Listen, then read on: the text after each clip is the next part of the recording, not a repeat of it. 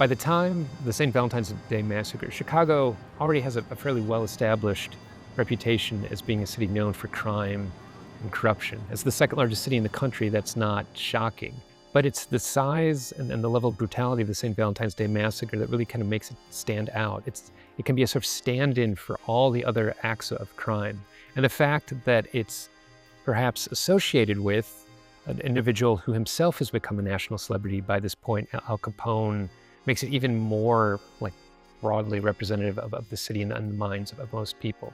So I think it's the combination of the massacre itself with Capone, the fact that this is something that draws national attention, that really allows it to become kind of like one of these events that's very significant, not just in the city of history, but also gains a kind of national significance.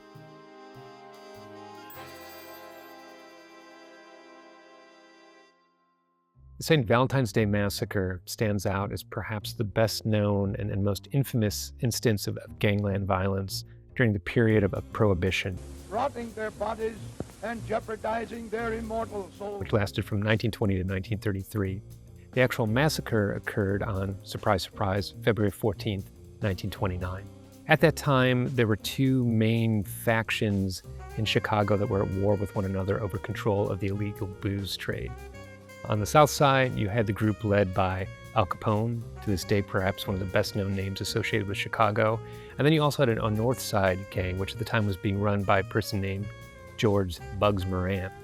And the two had been kind of going back and forth for a number of years, fighting over territory, fighting over the sale of illegal booze, and also engaging in a kind of tit-for-tat series of killings. Things kind of come to a head in the early winter of 1929, and it is believed, although it has never been conclusively proven, that Al Capone ordered a hit that would attempt to take out pretty much the entire North Side gang, including George Bugs Moran. On February 14th, 1929, several members of the Moran gang showed up around 10 in the morning to receive a shipment of whiskey that had been brought over from Canada. And Moran was interested in purchasing it and then kind of selling it off to different vendors. Moran himself was supposed to be there around the time that the whiskey was set to arrive. But unbeknownst to these individuals, as they began to file into what was known as the SMC Cartage Company, which was at 2122 North Clark Street. Don't try to go there and see anything today because it's an empty parking lot. What was unknown to them is that they were being watched from a rooming house across the street by people who were in on whatever was going to transpire. And when it was believed that George Bugs Moran himself had arrived at the scene, a call went out to alert several individuals that more or less the leader of the gang was there and they could move forward with their plan. And what was that plan? Well, within a matter of minutes, people who are in the garage waiting for the shipment of alcohol have their meeting disrupted by two uniformed, seemingly Chicago police officers. The police officers ask the seven men that are there in the garage to line up against the wall so that they can be frisked, to see if they have any firearms. Now, these aren't all people who are members of the North Side Gang. In fact, one of them is an optometrist who just happens to be kind of what we'd call a fanboy today of some of these gangsters, and he was there just because he was friends with them and was hanging out. And there's also the gentleman who's the mechanic, because this garage was where trucks arrived and trucks were serviced that were involved in the illegal booze trade. So these two men appear as Chicago police officers. They order the seven men to line up against the wall with their backs to them so that they can be frisked. But that's not what happens. Instead, and here accounts vary, either two or perhaps three other individuals dressed in long overcoats and fedoras enter the garage as well, and they pull out from underneath their coats two submachine guns and, if you believe the account that there's another person there, a shotgun as well. Within minutes, these individuals open fire on the seven men lying against the wall. All of them are killed with the exception of one, a gentleman named Frank Gusenberg, who manages to survive despite having been shot over 20 times. After the shooting occurs, and then people out on the street heard some sound or commotion, but they didn't know what was going on. The men who are wearing the overcoats and the fedoras conceal their guns and come out of the carriage company with their hands up, with the two people dressed as Chicago police officers behind them, making it look as if there's been some sort of arrest or a raid, so that anyone on the street wouldn't initially be suspicious. But echoing throughout the garage and making its way onto the street is the horrible yowls of a dog by the name of Highball. Now, Highball was there guarding the carriage company and was basically considered the personal pet of the mechanic, a guy named Johnny May. And the dog's cries alert people in the area. Eventually, somebody goes into the garage and discovers the 6 dead men and Frank Gusenberg, who's still clinging to life. The real police are called this time, and they show up. They try to ask Gusenberg some questions before he's taken off to Alexian Brothers Hospital, but Gusenberg famously refuses to reveal anything that he might know about his assailants. And while it is largely believed to this day that Al Capone had some hand in the annihilation of the George Bugs Moran gang on February 14th, 1929, it's never been conclusively proven. And what I should also add too is that the intended target, George Bugs Moran, was running late that day because he decided to get his hair cut in the morning. And so he was a couple minutes late. It was also February in Chicago. The sidewalks were icy, so he was taking his time getting to the garage. By the time he gets there, he is an eyewitness to these individuals coming out with their hands up with 2 officers behind them, not wanting to get involved, not wanting to risk being arrested himself. He leaves the scene, and he'll ultimately live long after the events of February 1929.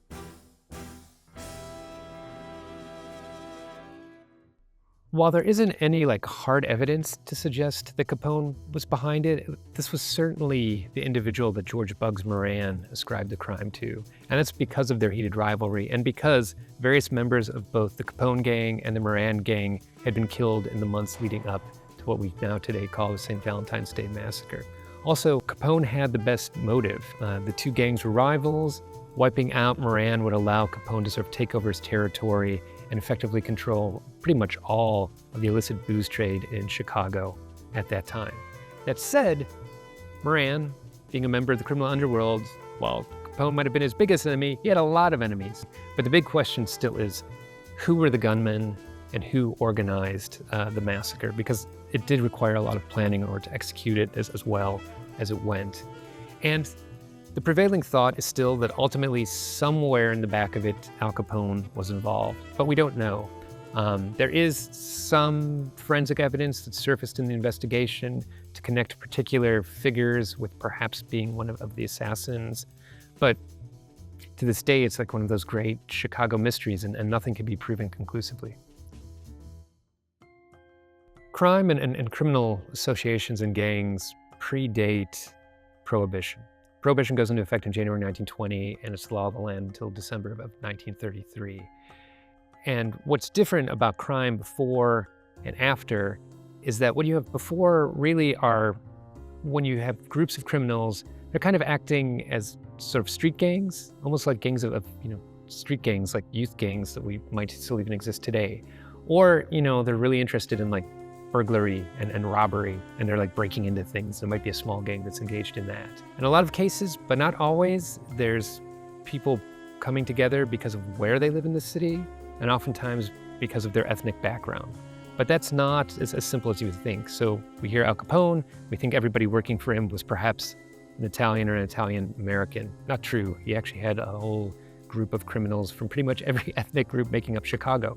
And when you look at the North Side gang, you see that it's led at a certain point in its history by a guy named George Moran. You might think these are all Irish gangsters, but that too is not the case.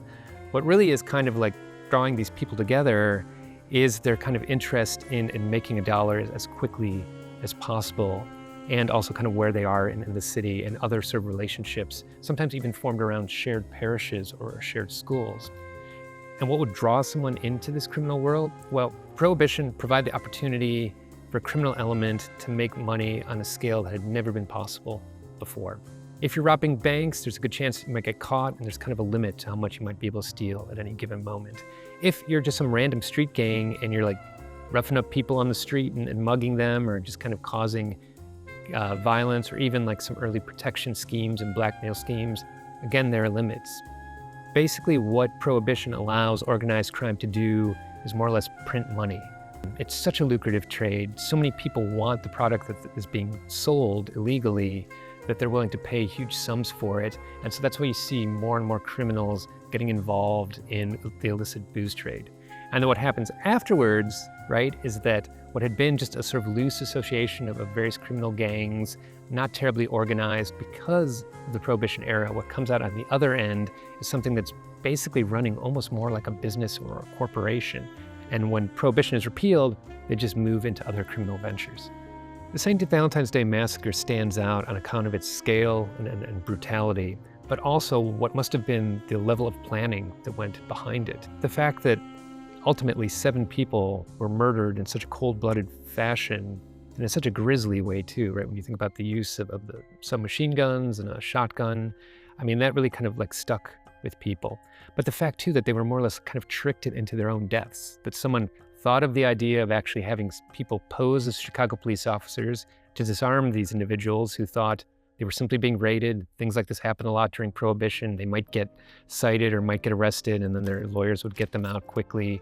The fact that somebody went through and developed this whole elaborate plan, I think that was also like part of what makes this event stand out. And then the fact of when it happened, that it happened on Valentine's Day, which most historians think was more or less a coincidence, but it helped kind of like create a story around it that could gain purchase within popular culture.